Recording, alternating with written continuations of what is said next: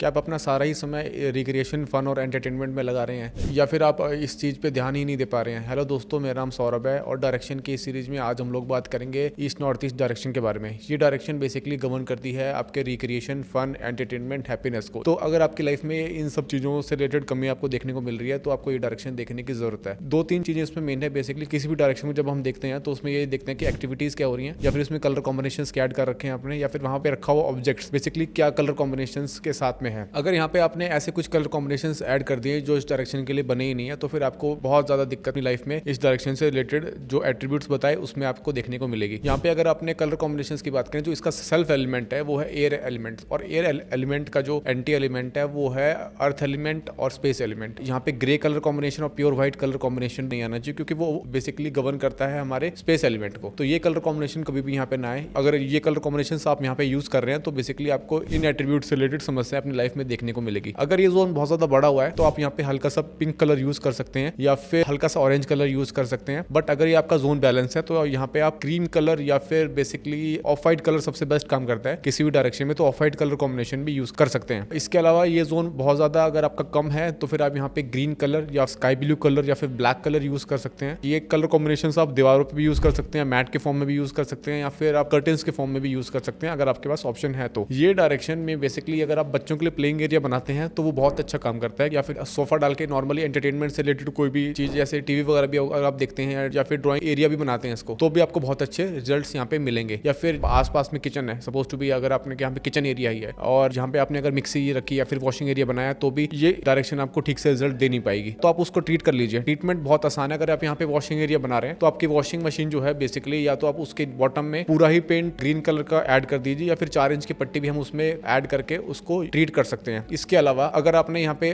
Kitchen area है और यहाँ पे आपका बर्नर है तो आप उसमें बड़ौदा ग्रीन पत्थर भी यूज कर सकते हैं या फिर उसके बॉटम में ग्रीन पेंट ऐड करके भी उसको ट्रीट कर सकते हैं। इसके अलावा यहाँ पे अगर आपका वॉशरूम है तो आप उसको भी या तो एसएस की पत्ती नॉर्मली आती है, मैं किसी वीडियो में आपको एक बार दिखा भी दूंगा कि इसको कैसे यूज करते हैं। उसके लिए स्पेसिफिक वीडियो भी बनाएंगे कि पत्ती को हम अलग अलग जोन्स में कैसे यूज करते हैं, कौन कौन सी पत्ती यूज करनी है। यहाँ पे एसएस की पत्ती हमें यूज करनी है। एसएस की पत्ती वॉशरूम के जो सीट है उसके चारों तरफ या फिर तीनों साइड अगर आपके वेस्टर्न टाइप है तो यूज करके हम उसको ब्लॉक कर सकते हैं और रिजल्ट ले सकते हैं। इसके अलावा यहाँ पे अगर आपके लाइफ में फिर भी हैप्पीनेस नहीं है, लाइक दिक्कत आपको आ रही है, समस्या, तो अपनी एक फोटो ब्राउन कलर के फ्रेम में लगवा के पूरा और उसको आप यहाँ पे टांगेंगे तो आपको उसमें भी बहुत अच्छे रिजल्ट्स मिलेंगे। यहाँ पे हम पिंक और ऑरेंज कलर यूज कर सकते हैं अगर हमें जोन को एग्जॉस्ट करना हो और ये बहुत ज्यादा जोन बड़ी हुई है तो। बट अगर हमने यहाँ पे बहुत ज्यादा डार्क कलर्स यूज कर दिए, जैसे ऑरेंज का एकदम डार्क शेड यूज कर दिया, पिंक का बहुत डार्क शेड यूज कर दिया या फिर रेड का बहुत डार्क शेड यूज कर दिया, तो वो भी अपने आप में एक वास्तु दोष का काम करेगा। तो कलर कॉम्बिनेशन में कभी भी हमें यूज करना है तो हमेशा लाइट टोन यूज करनी है, जैसे मैंने पहले वाली वीडियोज में भी आपको शायद बताया होगा। इसके अलावा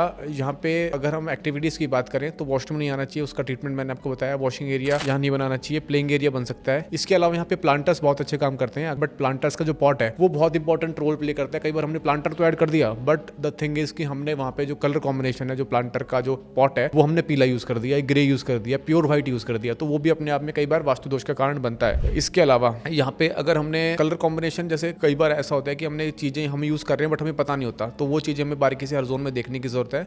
इतना ही ईस्ट नॉर्थ ईस्ट डायरेक्शन के बारे में। नेक्स्ट वीडियो में हम लोग बात करेंगे इस डायरेक्शन के बारे में, वो डायरेक्शन क्या गवर्न करती है, उसके क्या एट्रीब्यूट्स हैं, क्या क्या चीजें वो आपके लाइफ में गवर्न करती है और क्या कलर कॉम्बिनेशन यूज करने हैं। वॉशरूम अगर है तो उसको कैसे ट्रीट करना है, किचन है तो उसको कैसे ट्रीट करना है, सारे ऑब्जेक्ट्स के बारे में, सब चीजों के बारे में नेक्स्ट वीडियो में बात करेंगे इस डायरेक्शन के बारे में। Thanks for watching the video.